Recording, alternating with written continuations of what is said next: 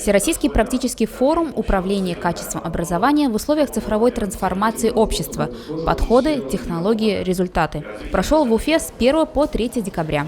Мероприятие организовано Башкирским государственным педагогическим университетом имени Мифтахиддина Акмуллы при поддержке Министерства просвещения Российской Федерации, Министерства образования и науки Республики Башкортостан и Башкирского отделения Русского географического общества.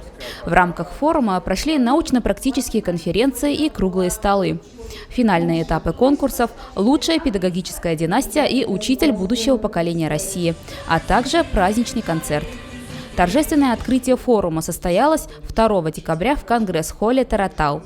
Модератором встречи выступил председатель Совета ректоров вузов Республики Башкортостан, ректор Акмулинского университета Салават Сагитов. А сегодня тематика исследований в Акмулинском университете является повышение качества образования, и именно на это направлены практически все наши исследования.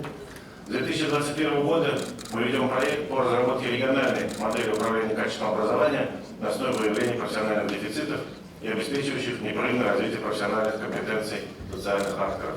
И если мы вот эти 2 года работали только нашим коллективом, нашим университетом, то мы договорились с коллегами из еще 6 педагогических вузов, и сегодня ряд из них здесь, что на следующий год вот эту платформу, вот эту региональную модель мы уже будем дорабатывать вместе, потому что требования времени необходимо, чтобы это действительно полностью отражало оценку учителя или студента.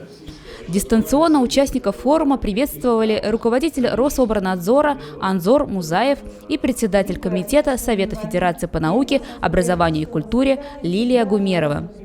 С докладами выступили представители Минпросвещения России, Министерства образования и науки Республики Башкортостан, администрации Уфы и другие гости форума.